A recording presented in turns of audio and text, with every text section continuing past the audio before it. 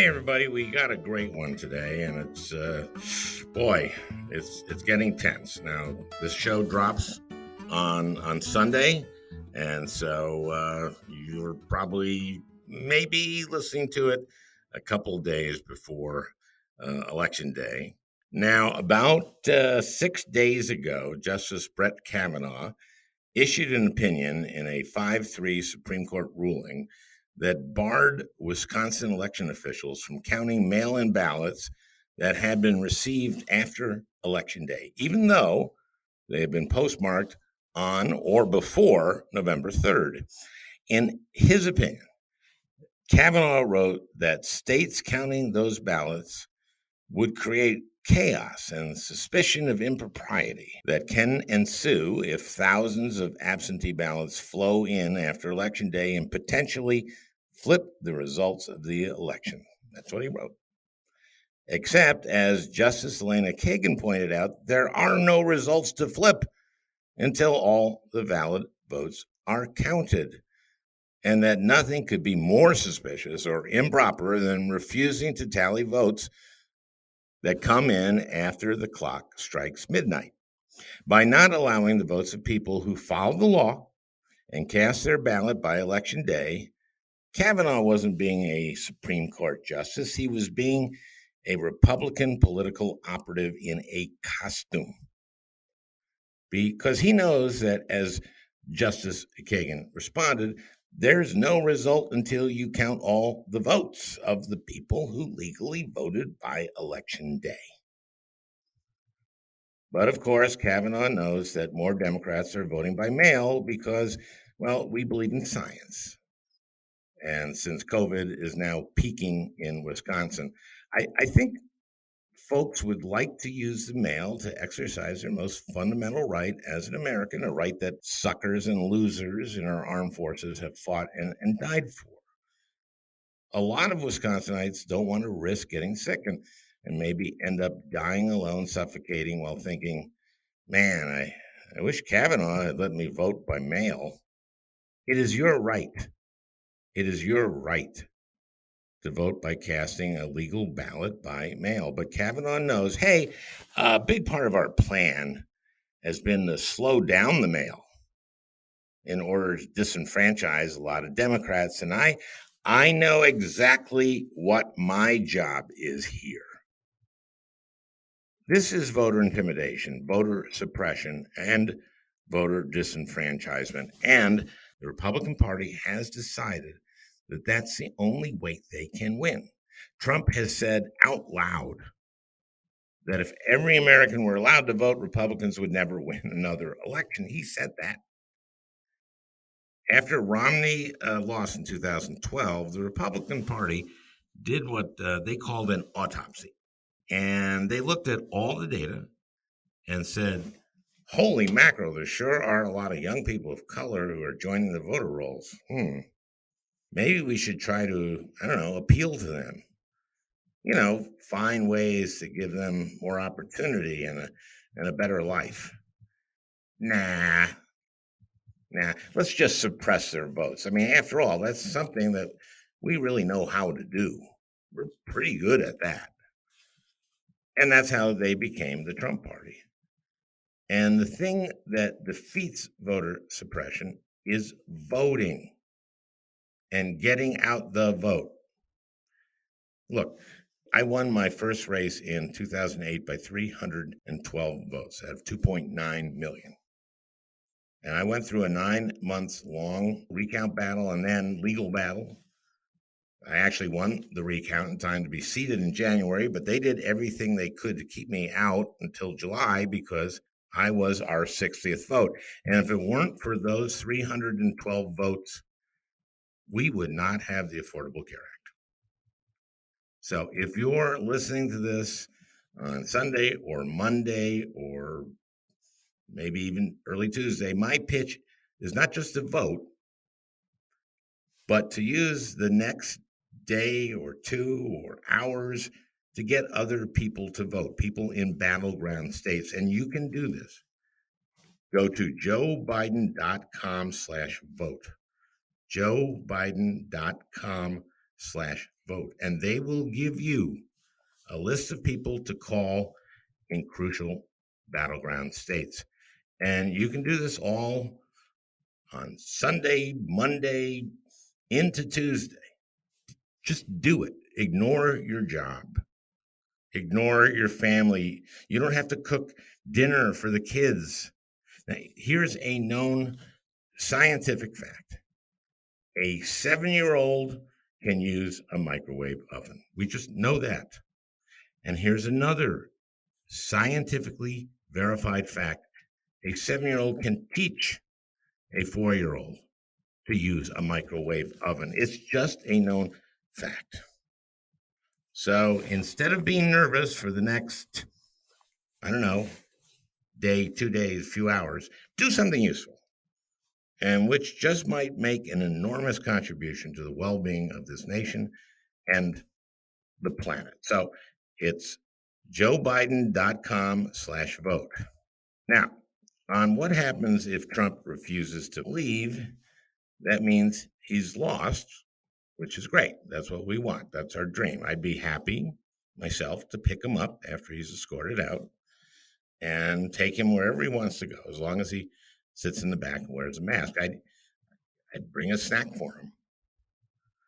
One thing, though, if he loses, and I think he will, whether it's on November 4th or December 8th or January 6th, as soon as he knows he's lost, that will not be the time for the Joint Chiefs to take away the nuclear codes. That will be the time for them to give him the wrong code.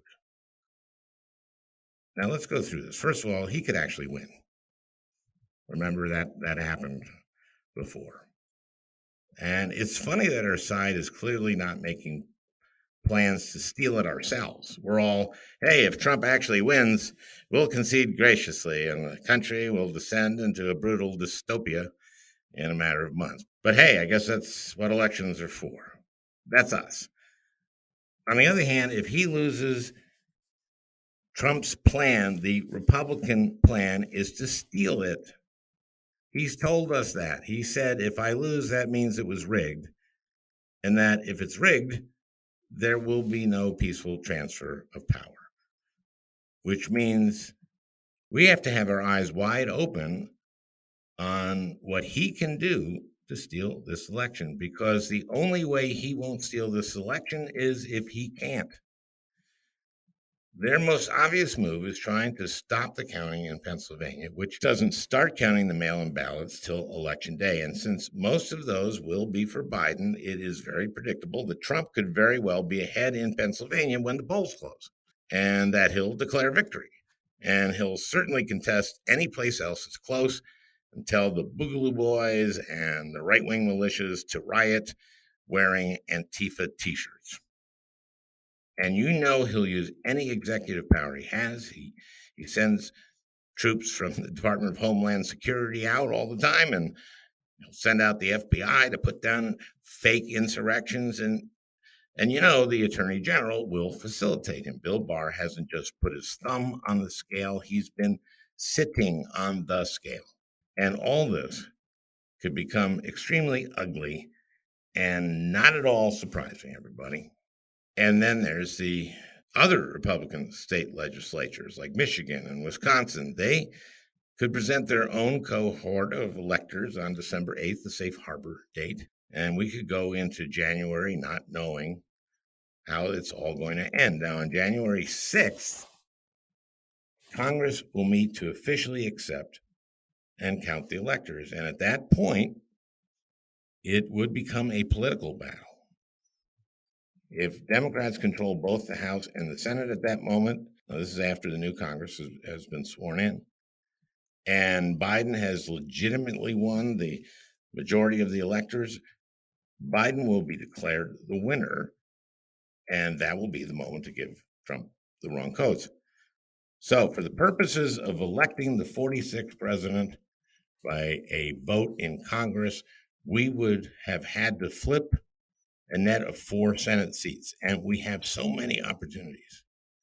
Maine, North Carolina, South Carolina, 2 in Georgia, Mississippi, Texas, Kansas, Iowa, Colorado, Montana, Arizona, Alaska. If we win enough of those races, President Biden will be able to work with Congress and address all the ills that Donald Trump has ignored or created or exacerbated. But here's the deal. We have, as I record this, 4 days. We have to spend every second of those days doing as much as we can to turn out every vote. That's what we can do right now. So stop freaking out about Trump barricading himself in the Oval Office. Just work from now until the end of Election Day.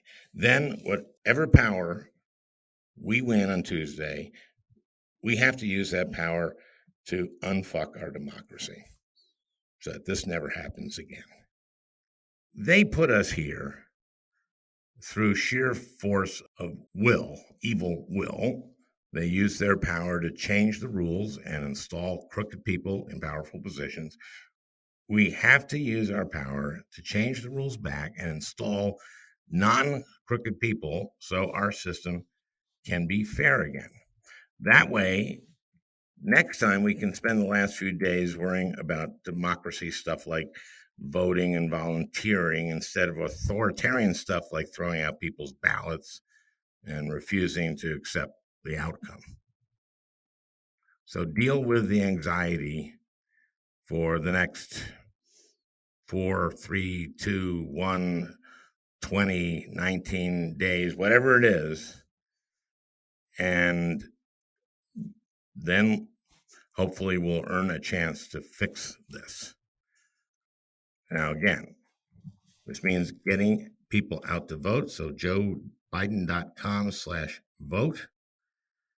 So let's talk about what Trump probably will try to do to steal this election with Dick Gephardt, a former Democratic majority leader in the House, who is part of an organization called Keep Our Republic, and Ian Bassin, founder and executive director of Protect Democracy. I think this will give you a lot of the information about what can be happening over the next few weeks if this is contested and what we can do about it. It's a great show for a change.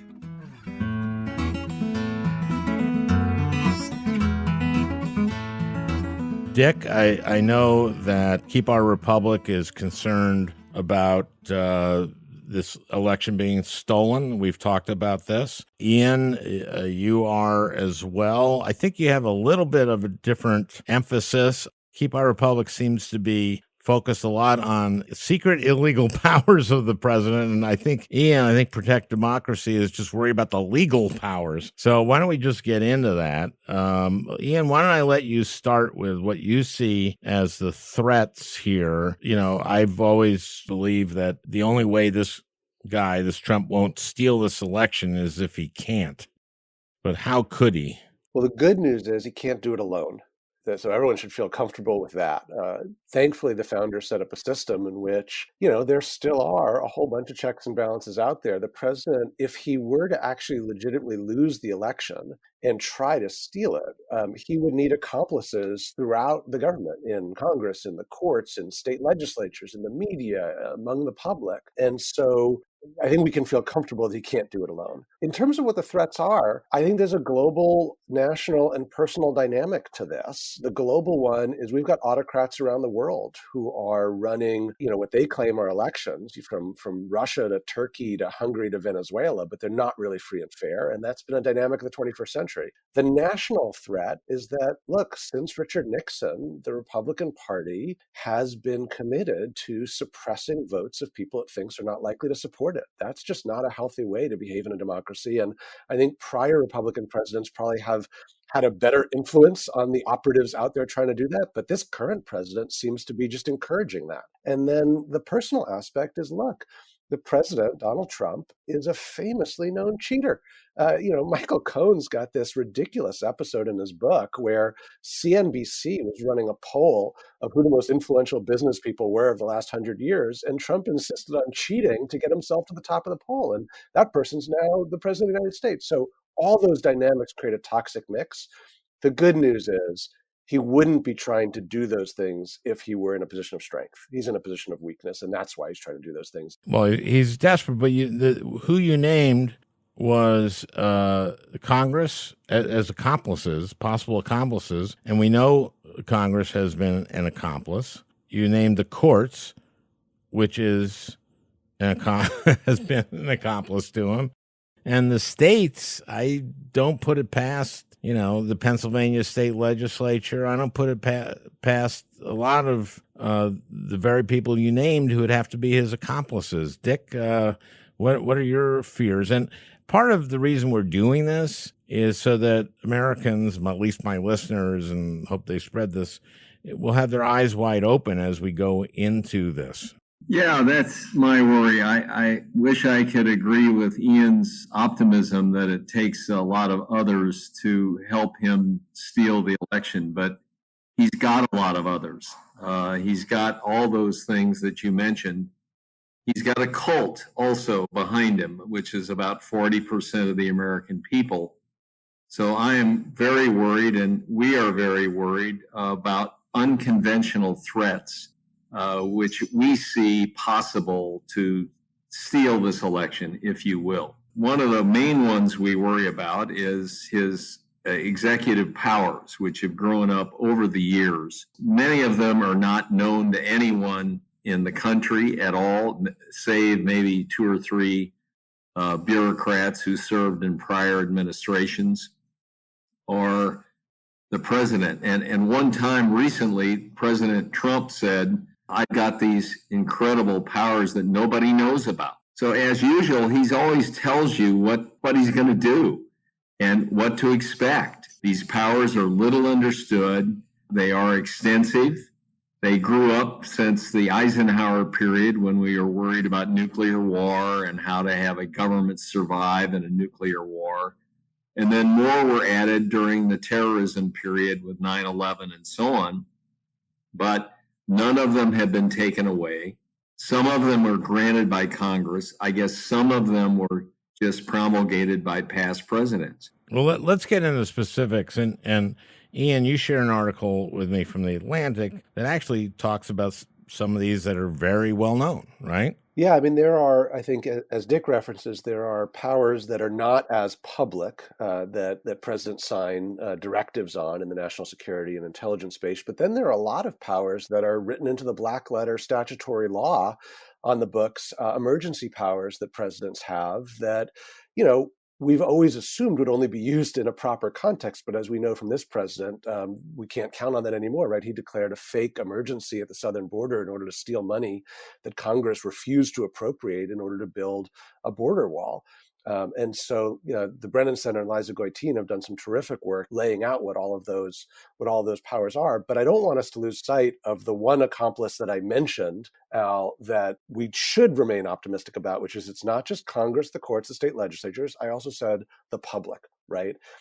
Because at the end of the day, if the public votes in overwhelming numbers, there's just no way that it gets stolen. That's a huge if. And listen, you're saying if what we hope happens, then we don't have to worry about anything. Well, yeah, I'm worried about what we hope happens doesn't happen. Look, if there's a landslide for Biden, yay, great. But we're not talking about that. And listen, I don't want anything that we are talking about to discourage people at all from voting. In fact, this is going to hit on the Sunday before the election. If you hear me talk about this, the best response to this is to just call people. If you live in LA, don't call people in LA.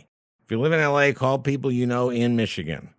And you can get lists of people. I won by 312 votes in the 2008 election. I had a recount. I wasn't seated until July of 2009. But if it weren't for those 312 votes, we wouldn't have the ACA. Okay? This is about a lot of things. The thing it isn't about is discouraging people from voting. It's about encouraging people to turn out and to turn other people out, turn their friends out. But let's talk about, I mean, here's another person I'll send chills down your spine when talking about this. Bill Barr. Bill Barr. Bill Barr, unitary executive. I mean, he's the chief law enforcement officer in the country. Anyone want to speak to Bill Barr? We're absolutely concerned about it. And look, DOJ is a real danger, right? And we have seen throughout the administration the attempt to turn the Department of Justice into a sword to go after the president's opponents and a shield to protect his friends, right? That's how law enforcement works in Russia and other authoritarian regimes. It's not the way it works in the United States.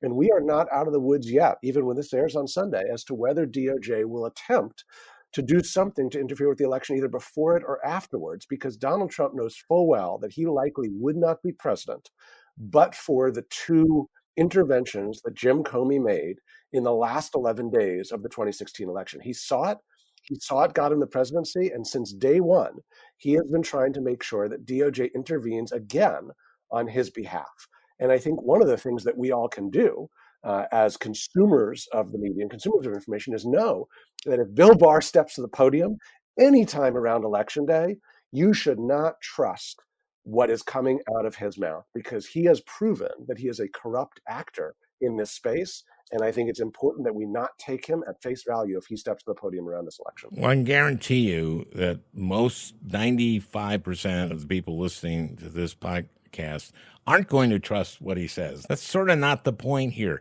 It's what can we do about it, and what can he do? For example, let's say I see a scenario where the Boogaloo Boys, who did this in Minneapolis after the George Floyd murder, they incited the burning down of the 3rd precinct there. And there's also a guy in Minneapolis who's on tape who just had a raincoat on and a mask and just bam, bam, bam, bam, bam, broke windows. Turns out he was a right-wing guy, a right-wing agitator. And of course, that was the excuse for the president to say, "Oh, well, the Black Lives Matter is very violent, and we have to go to Portland, and we have to go to Seattle." And in Seattle, wasn't there an attempt to cite the mayor of Seattle for insurrection? Let me give you the scenario that I'm most worried about. If Ian is right, and this is a mini or a major landslide for Joe Biden, you're going to know that on election night or by early the next morning, because it looks like North Carolina and especially Florida and probably Arizona will be counting their mail-in ballots way ahead of time, and they'll be able to make a pretty definitive result unless those states are razor thin close. So if Biden has got a good result, you'll probably know that night or the next morning. However, if it's close, or if he doesn't win those races, then we move to the big three in the upper Midwest: Pennsylvania, Wisconsin, and Michigan. And we think that it'll take at least a week, if not longer, to count the ballots in 2 of those states, especially Pennsylvania. My worry is that when the long count begins, you could have demonstrations starting. You could have the Boogaloo Boys in the streets, and then you could have disorder. You could have left-wing groups in the streets to counter them. And then Bill Barr, helping his personal client, Donald Trump, could use the executive powers to shut down the count, to stop the violence, and to tell the state legislators in a state like Pennsylvania that the count is over, to send his slate of electors to the Electoral College and to the Congress, and we're done. I won. And incidentally, they would probably undoubtedly say that the mail-in ballots are all invalid anyway. They came from China. You remember when he said that Hillary, who had won the popular vote by close to 3 million votes, said every one of those votes was from an illegal immigrant And then remember they had the commission, what's his name, Kobach. They looked at that, and you know what they didn't? I don't think they found one of those. But he's going to do it again. You're right. You're absolutely right. So, Ian, what happens there? Now, that is assuming a close election. That assumes that he also can. That's just one state. That's Pennsylvania. But let's assuming Wisconsin and Michigan. We don't know exactly how they're going to go. But that's a scenario, Ian. Yeah, no, that is the nightmare scenario. And just for a point of confidence, that Pence-Kobach commission, we and a bunch of other groups helped shut it down, so we can win these things.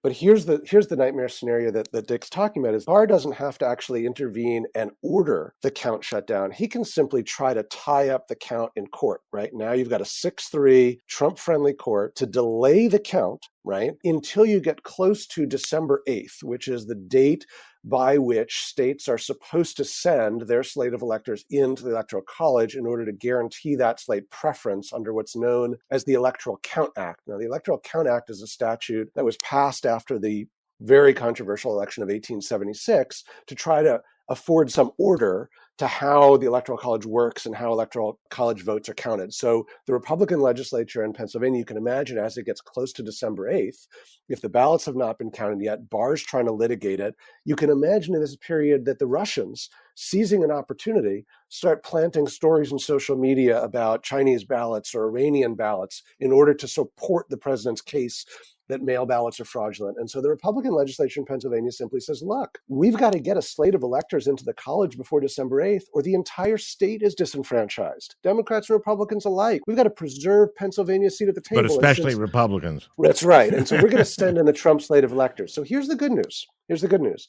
If they were to try something that corrupt, which is clearly corrupt and should not happen, well, the governor of Pennsylvania, Governor Wolf, could say, that's corrupt. I'm not going to allow that to happen. And I'm going to send in the Democratic slate of electors, because what I can see as we're counting these votes is, as the votes continue to get counted, the count is going to turn in favor of Biden. And I want to preserve that option at the table. And then when those two slates of electors are counted by Congress on January 6th, this is an interesting thing the Electoral Count Act says. It says that when there are two different slates of electors and the two bodies in Congress can't decide which ones to count, the one sent in by the governor prevails. Now, that only would be legitimate if, after all the ballots are counted, in fact, Biden has won. But there is a face-saving provision in the Electoral Count Act to override a state legislature trying to do something that corrupt. And that, thank God, the governor is a Democrat.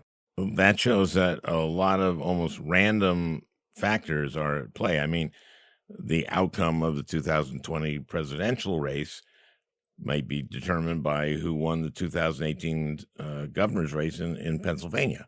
Another is going to be when you're talking about January 6th, when Congress takes this up, we'll probably expect the House to be Democratic. We don't know what the Senate's going to be. And if it's 50-50, does Pence, he's still vice president, does Pence cast the vote? I mean, I just want the listeners to have a clear view of the different scenarios and the different ways that this can go. We looked at all that, Al, and the really big factor here is if the Democrats retake the Senate. That apparently can affect a lot of what Pence can do or not do. And there's general optimism, maybe too strong of a word, that if we can win the Senate, that we can really stop him from, throwing it to the Republican slates. Okay, so let's say there's a dispute in one state, and if the Democrats control both the House and the Senate, this is a political solution. I mean, this is very similar to 1876, which was a political solution, right? Although let's remember that 1876 was resolved on the backs of African Americans in the South, right? Because they got rid of Reconstruction. That's right. The deal was that Hayes would become the president and the North would withdraw its troops from the South and end Reconstruction. And of course, that meant the rise of Jim Crow. I didn't say it was a good outcome. I said it was a political outcome.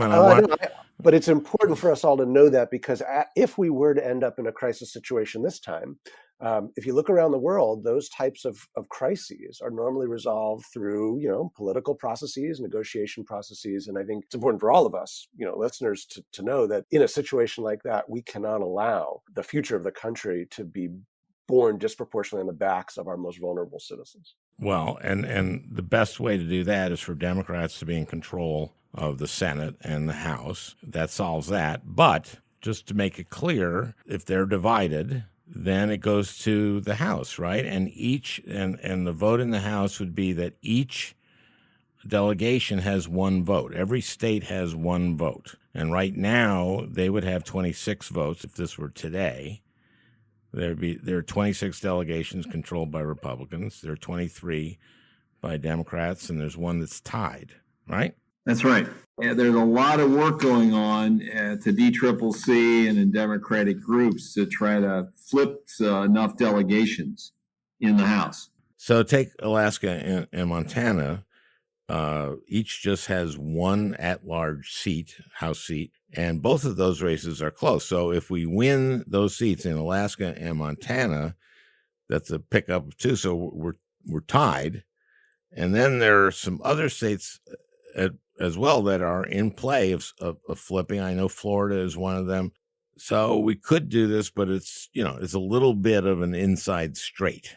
That's right. And now the other complication is even if the Democrats do take the Senate, the vice president presides over the counting of the electoral votes in the Congress. Now, traditionally, that is a ministerial power, which means that all they're doing is basically opening the envelopes and directing the processes. It's important to remember that's historically how it's functioned. So if Mike Pence were to try to assert some greater powers over that process, he'd be acting in a corrupt way that's inconsistent with the history of this country. And an interesting precedent to that is in 2000, when Al Gore was the presiding officer in the Senate, counting the Electoral College votes that gave the presidency not to him, but to George W. Bush. And he had opportunities where he could have claimed corruptly to have powers to sort of change the way those votes were counted. And he didn't do that because that's not the way it works.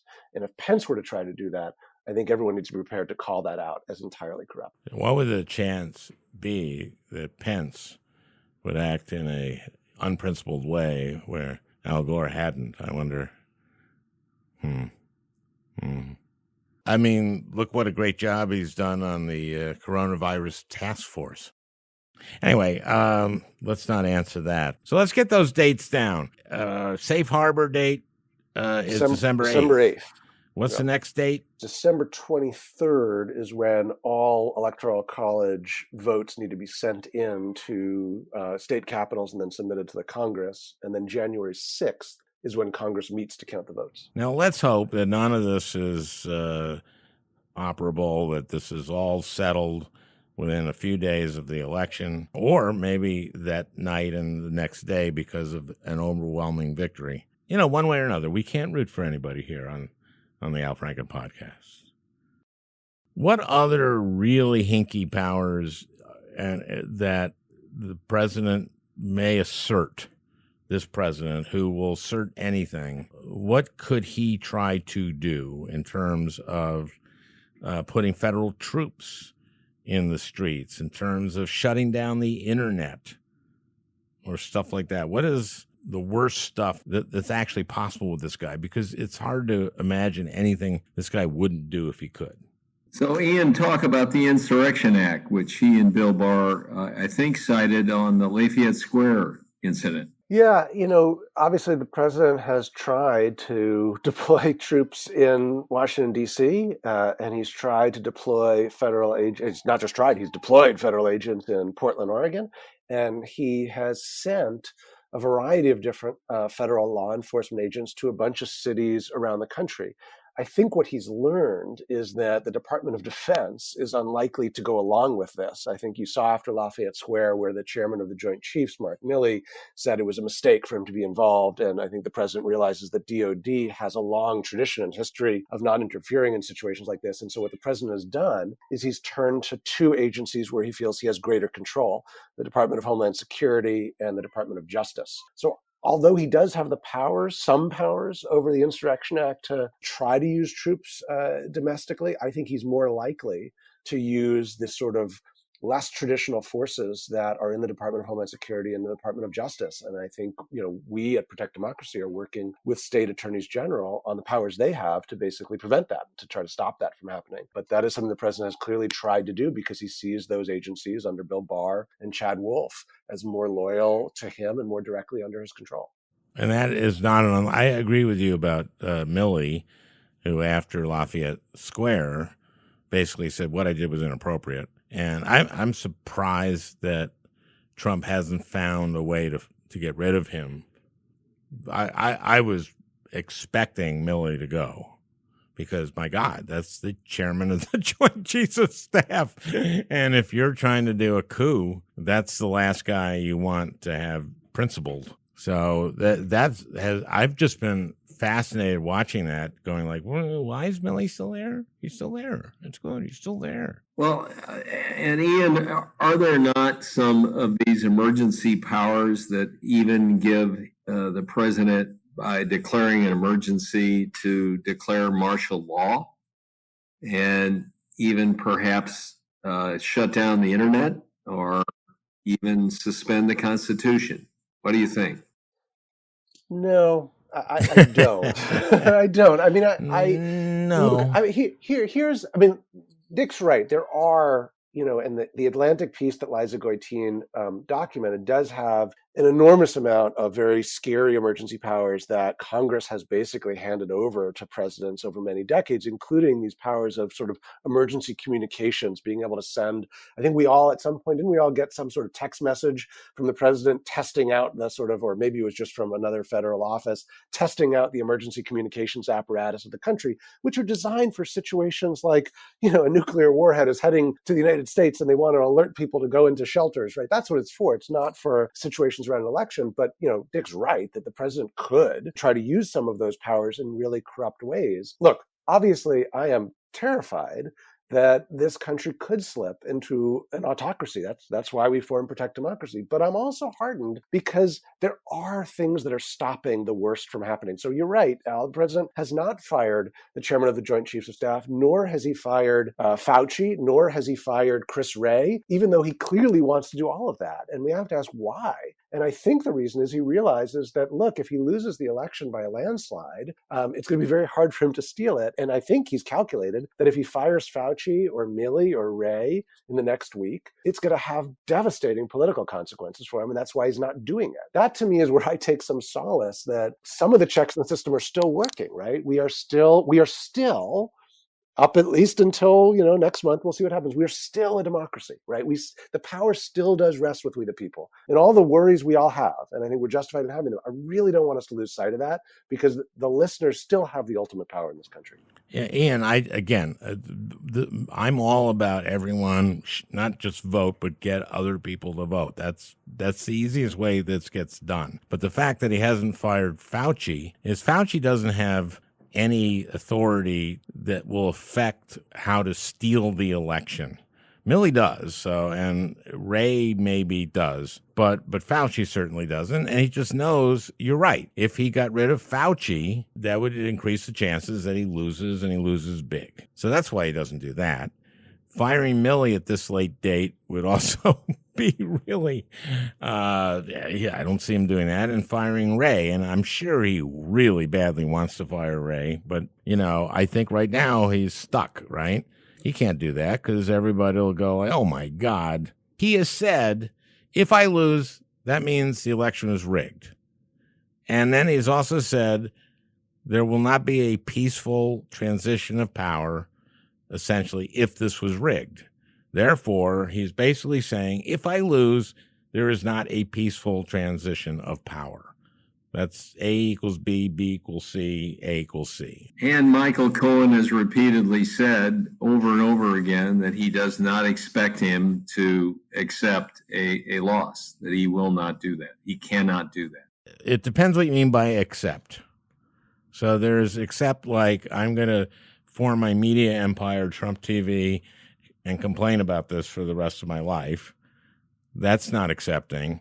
And then there's not accepting suspending the internet, and sending troops out. So those are two different things, right?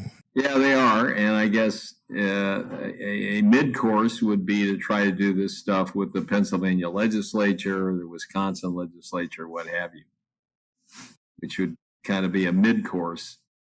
Right. And I think what I'm trying to do here is what I don't want to start happening is they do stuff that we don't recognize what it is. And then we don't know till a week later, 2 weeks later, like, oh, I see they stole the election 2 weeks ago. I'm going to be the system has these protections in it, and one of them is the civil service, right? And so, in order for the president to do some of the things that we're contemplating here, whether that is sending federal forces from some agency in, or sending messages over the emergency broadcast system, thankfully he's not sitting in a control room with all of the buttons at his fingertips, able to press those buttons himself. He needs a lot of people to carry out that work, and if he were to actually lose the election, all of a sudden, the willingness of those who up to this point have been, unfortunately, too compliant to some corrupt and autocratic moves that he's made, all of a sudden become a lot less likely to be compliant, right? I mean, even rats flee a sinking ship. And so if the president were to lose the election, be pretty apparent that he's lost the election, and try to activate different agencies of the federal government to do things on his behalf, I think he's going to run into headwinds with people in the government who are going to say, no. We're not going to do that, either because they're principled people in the government, or even if they're political appointees, they also now are looking at possibly needing to go find a new private sector job in a couple of months, right? And I can say right now, Rod Rosenstein went to the law firm King and Spalding, big law firm out of Atlanta. They represent some of the biggest brands in the country: Coca-Cola, Johnson & Johnson. I have a feeling that now that these reports are out about the role that Rosenstein played in separating infants from their children, that there's going to be a lot of consumers who are pretty concerned that their brands that they shop are giving money to a human rights abuser like Rod Rosenstein. And when that starts to play out in the media, I think you're going to have a lot of these government officials who are like, wait a minute, if I do something in government and this ship's going down, the Trump ship's going down, I'm going to have a hard time getting a job in the private sector. And they're going to be thinking about those things in a way that they weren't when it looked like Trump was a winner. Or the only way I can save myself is to keep this guy in. I mean, that's the flip side of that. I don't mean to be pessimistic, but here's the optimistic side of this. Our elections are very, very decentralized. These are counties. These are states, right? That's right. I mean, there's a lot of people involved in these things. I mean, we saw in Bush v. Gore, we saw the state of Florida, those officials act in a hinky way, but there's just a lot of people this goes through. And I do feel that that's a safety net in a way. No, it is, Al. And I want to do a shout out, if that's the right way to say it, to all of the election workers, all the young people that are volunteering to be poll workers.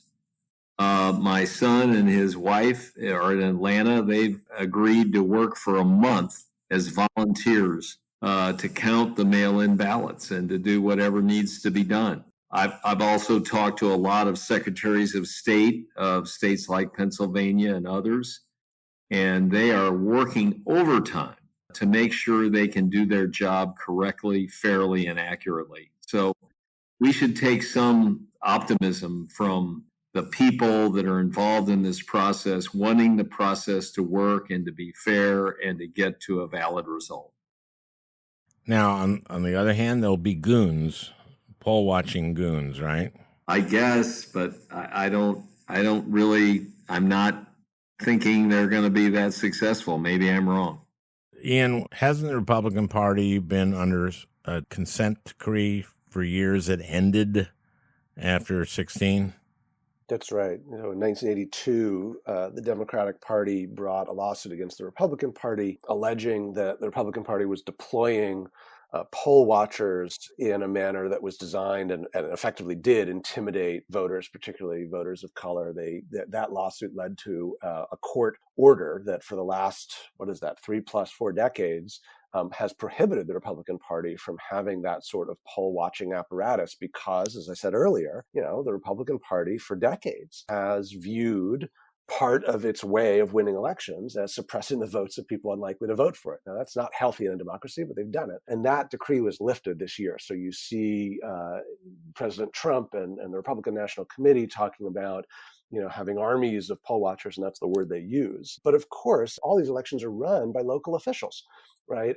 And who have local authority, both not only to run the elections, but to keep interference, intimidation, suppression out of the election space. And the good news is, I think a lot of the places that the RNC would most want to suppress votes are run by trusted local officials who don't want that to happen. And so they're going to have legal tools, anyone that goes to try to interfere, to get them out of there. And so I think voters can feel confident that they're going to be protected by our system and local officials and can go cast their votes with confidence.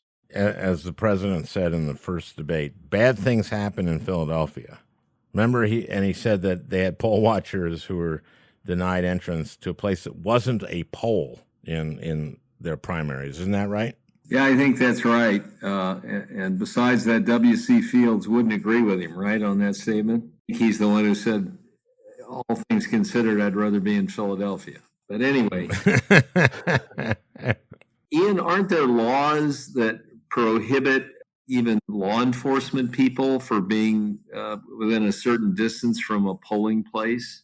That's right. I think there's laws against police intimidate, but not goons. Goons too. It may not say that. I'm not sure that's the language in the statute. But that's definitely what it's intended to prevent, right? To allow people to cast their votes with confidence. And look, here's the other thing, right? Is I'm watching what's happening in Belarus right now, right? Where they're way further down the road to autocracy than we are, right? They had a stolen election from an authoritarian ruler who's in charge, and the people of Belarus are undeterred in going into the streets and fighting for their democracy. And a lot of them are suffering far higher personal costs and consequences than we could contemplate suffering here. And they're doing it because they believe in democracy. And I look at that and I think if they can do that there and have that sort of bravery and confidence there, then the least we can do here, where it's much easier and safer to vote, is to go and do it here. Because I believe this firmly. I think this is an election where you're going to use it or you're going to lose it with respect to the vote. Because if you don't vote this time, I don't think you're going to have an opportunity to potentially freely vote next time.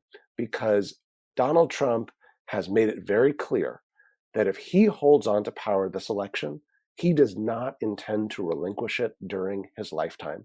And if we're sitting here, the three of us, talking about all these threats to the 2020 election, just imagine what the 2024 election might look like if Trump's in power for 4 more years, if there even is one.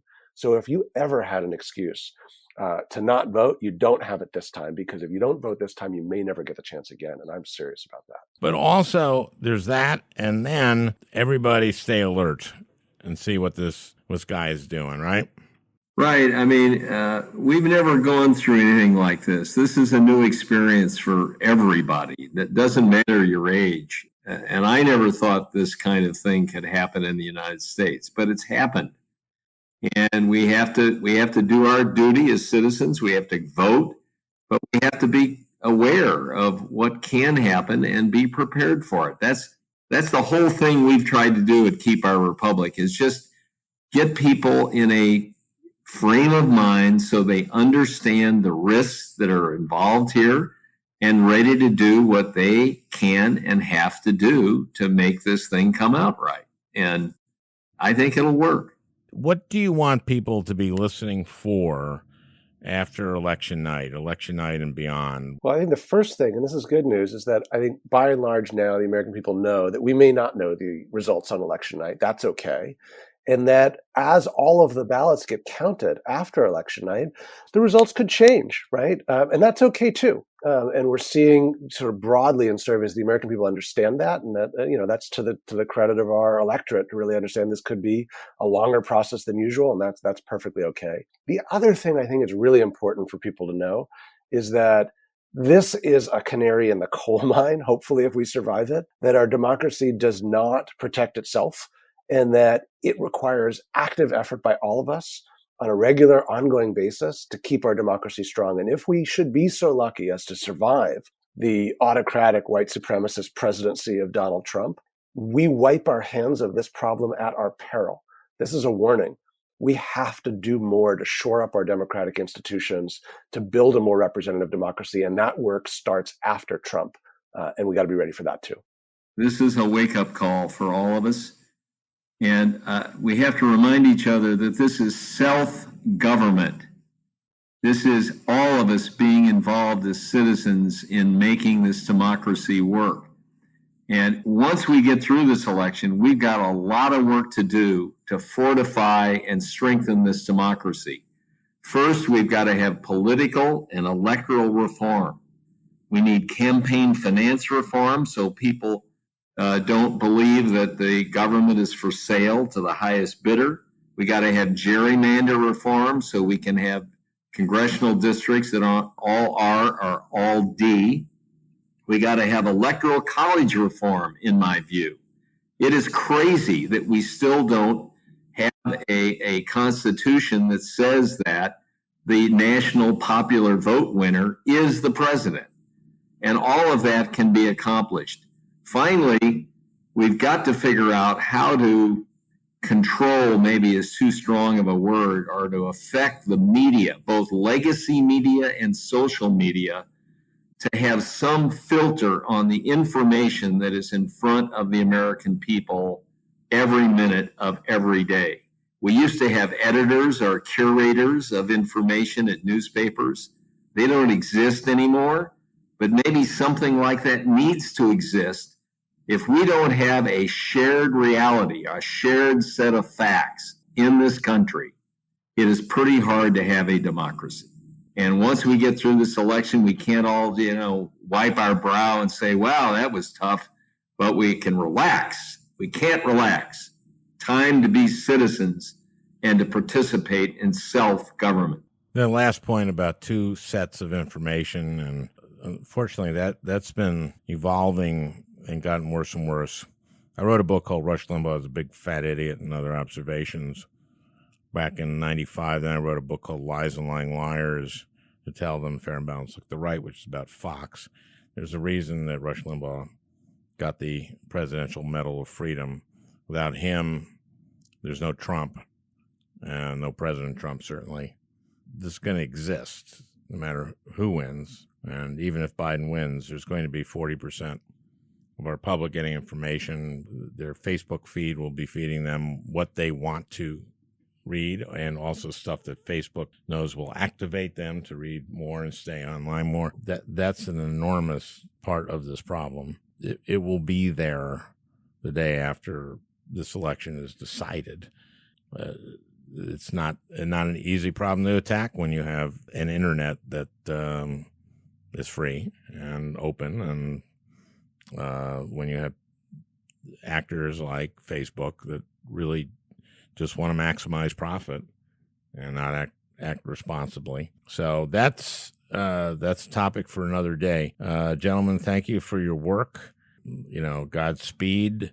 Let's hope that the scenario here is a big enough victory for Joe Biden. I'm gonna go out on a limb and say who I'm for, and let's hope that the outcome of this is clear on election night or early in the morning, and that we can breathe a sigh of relief. Other than that, everybody's been waiting for November 3rd to go like, oh, finally I'll be able to breathe.